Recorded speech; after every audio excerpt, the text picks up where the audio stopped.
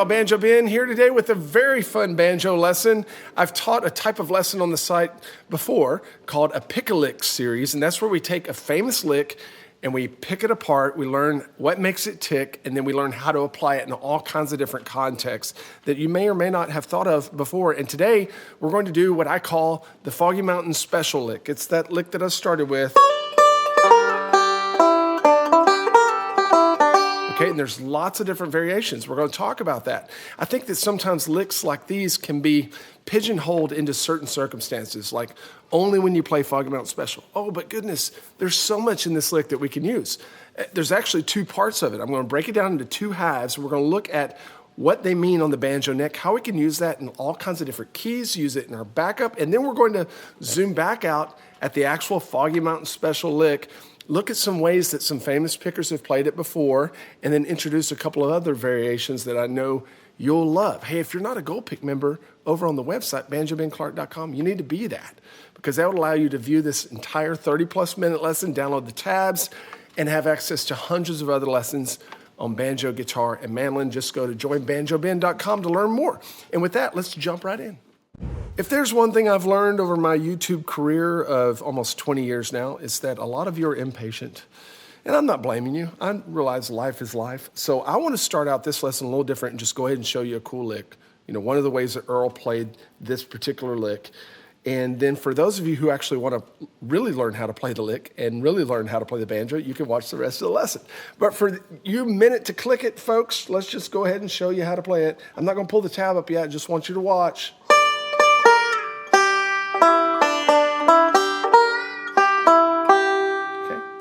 Now, I may or may not, depending on if I'm paying attention, do my left-hand fingerings and even right hand exactly like Earl, but there's lots of diversity there, even with Earl. Earl would do it different ways at times. This is just one of the ways that he played it on a live video that I was watching.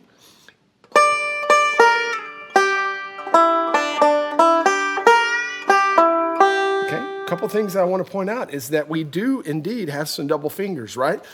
We're usually playing this at a slower, bouncy tempo, so it's okay. We're going to be able to get double middle, double indexes, double thumbs, and that's what we're going to see here. You can see the right-hand fingerings written underneath each one of the lines.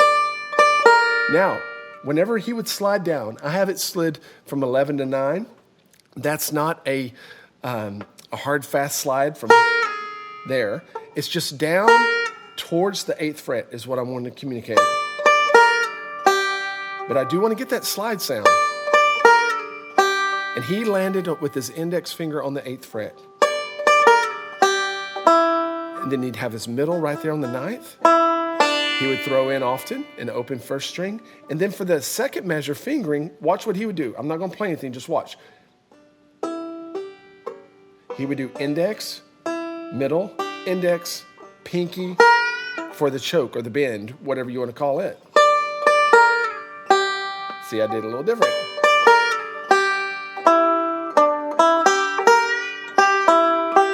We got double thumbs, double indexes in there. So you are going to see diversity and variations according to who you see play this lick. We're going to look at a Tom Adams variation later on where he's going to approach it completely different with right and left hand fingerings. And so I just want to point that out that there's not a tried and true way to play this. I do think that at the beginning of that second measure, when you're playing that 7-9, it doesn't really matter if you do index and middle here or index and ring. I do think it matters tone-wise for you to play both of those with your pick hand thumb. Your pick on your thumb just has a different tone, and that sounds really great. Okay? Now, as far as that little choke on 11, Earl would sometimes choke it and not release until he plays that 8th fret next. Sometimes he would choke it and you would hear the release. And that's what I'll tend to do when I play it and play a choke there. We don't have to play a choke. We're often going to play a slide up or down, but we'll talk about that. So with a release, it would sound like this.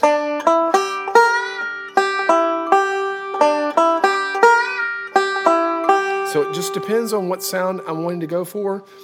You can go listen to him, and that's what I encourage you to do, is go and listen to Earl, listen to, I think, live at Carnegie Hall. This song is on there, but there's video footage of him doing it too. And just listen and watch the different ways that he does that. But let's try to play that together. Ready, go.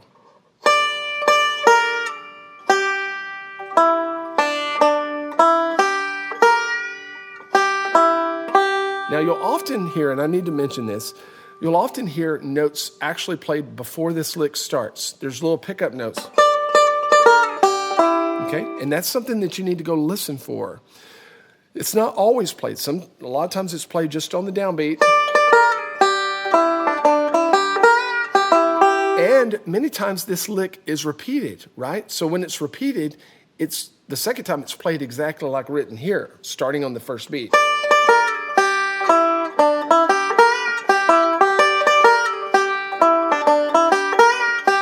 And that's what I encourage you to practice, is just looping that particular lick, right? But when you're playing it either coming into the break or starting the song off, it often comes in on like the end of 3. 1, 2, 3, and something like that. 1, 2, 3. Okay, so just use your ears. That's the point. But now you have a picture of the tab that you can go and play this lick at least one of the ways that Earl did in his career. Okay, in our next little video segment, we're going to break it down. We're going to start with the first half of the lick, then we're going to look at the second half, look at variations, and then we'll learn several different ways that key players have played this over the years. Let's look at the first part of the lick and really understand what we're doing on the banjo neck. When you listen to this lick and whatever variation you hear, you can tell there's two parts. Here's the first part. That's the first part. And then the second part would do something like this. Okay. And what I want to do is just solo out that first part and have it land right down there on that 7th fret, because almost every variation does something very similar to that. Before we pull up the tab, I just want to think about the chord shapes that we're actually in. This is a G lick, even though it works well over C and D and E minor chords. What are we doing here? What position is that? We're aiming 12th fret and 12th fret, and we'll either choke or slide, but essentially we're dealing 12th fret and 12th fret. Well, that's the bar, right? That's the G chord that's barred at the 12th fret. Okay, then we're going to drop down.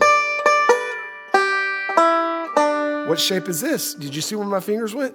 What shape is that? We're going to call that the D shape, right? That's the shape that we get our D chord down the neck with.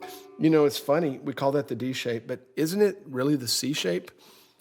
Because if you move this down 2 frets, and you use the open G string, it's a C chord, right? But often we don't associate it with that C shape. But really, when we move it up, we've got to also fret the 3rd string. That's the D shape, and that's where we're at up here. It's the D shape making a G chord at the 7th fret. So I just want us to see first, right off the bat, that we're moving from a bar shape G chord down, using the pentatonic scale, down to the D shape for the G chord. Okay, one of the things that we also see is that the way that I played it there, we're not using any open strings.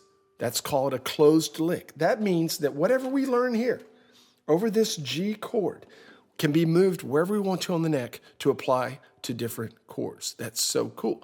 And that's what I want to show you right now, just so you understand and you can practice it all over the neck. Okay, let's pull up the tab there, measure 3. We're going to start on the 12th fret. You'll notice I don't have any right hand fingerings there because I'm not worried about that right now. You can do it however you want, or you can watch and copy me. And for now, how about you just practice that left hand fingering? Start with your ring, middle, slide that middle down to 8th fret, leave it down, and then go 9, 7. And the reason why I'm going to have you leave that down is that we so often come right back to it. Okay? Although Earl would not leave it down, but we can talk about that later. Now, most of the time, whenever we play this lick, we don't play a 12th fret on the 2nd string. We don't normally go. Normally what we're going to do, and we'll see this here in a bit, is have a variation, either a sliding into it or a choke or a slide down. But for right now, let's just look at it for what it is. It's the bar shape going into the D shape. Very cool. Okay, let's look at it other places. What if we wanted to play that over in F, what would we do? Well, we just got to move it down 2 frets, right? Because F is 1 whole step beneath G. So let's see how we would do that. All of a sudden, we have a great little F lick. Very cool. What about C?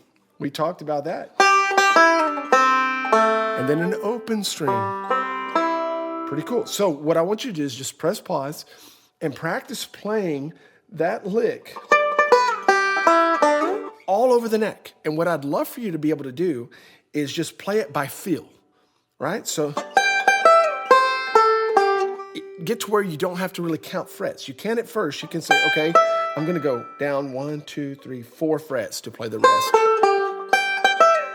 Just get to where you can just feel it. Whatever it may be, okay? But we're just practicing going bar shape to D shape.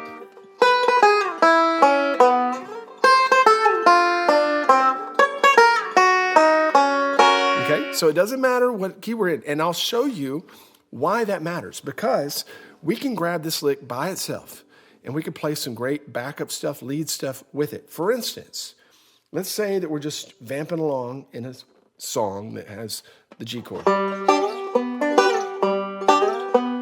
And it's getting ready to go to like a C chord. We could throw in this lick to take us to the next chord. Doesn't that sound nice? So listen to this.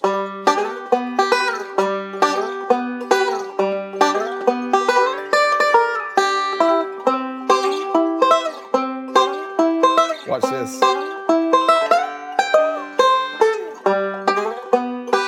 See how that worked out? So we can use the first part of this Foggy Mountain Special lick to tie in chord changes in our backup. That's really cool. And you don't even have to do it at the chord changes. You could throw it right in the middle.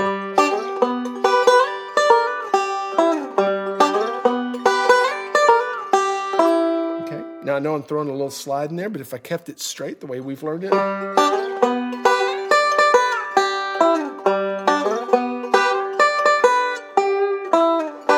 Okay.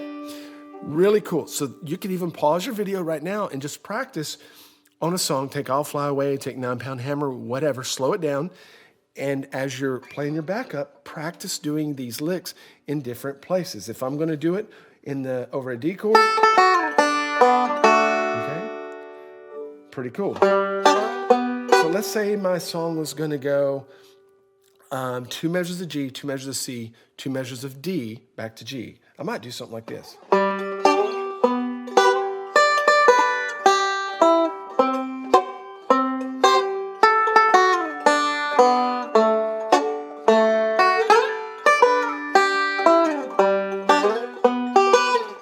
So I used that lick both to go into a chord and to come out of chords.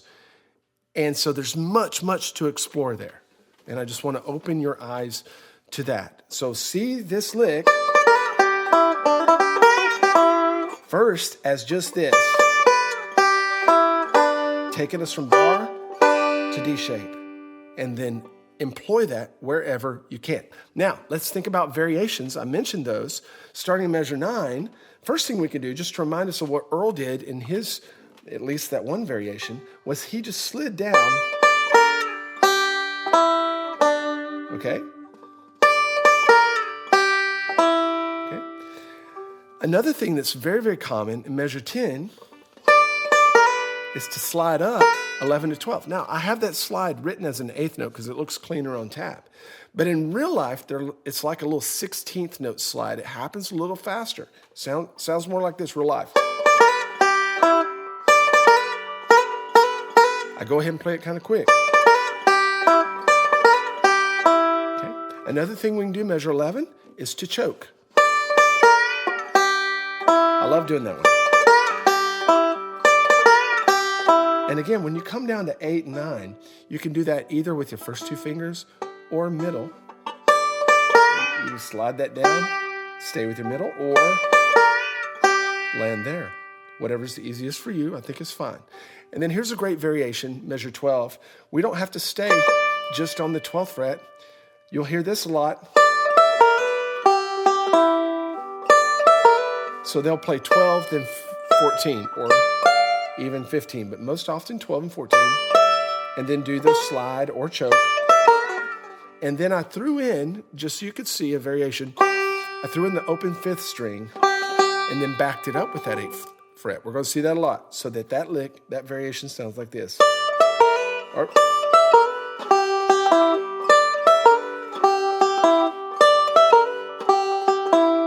really cool, huh?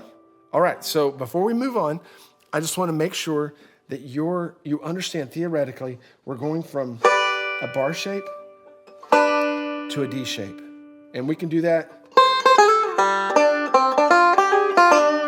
in whatever key that we want, because we have closed versions of doing that. And I want you to be able to see that over the neck. And then before you move on, understand that we've got these variations. We can either slide up, we can slide down, or we could choke, or we could use the 14th fret. Okay, so having all those under your belt are great because you won't play the same old lick every time. All right, now let's dive into part 2 and look at the variations there. Then we'll look at lots of different variations of the whole thing. If you're not a gold pick member at banjobenclark.com, I'm going to pull a Panky here, lean over. I love Jim Panky. If you're not a member over there, come see us. Join banjoben.com. You can have access to this full lesson and hundreds more. Come check it out. If you're already a Gold Pick member, you've got the rest of this lesson right here on the site.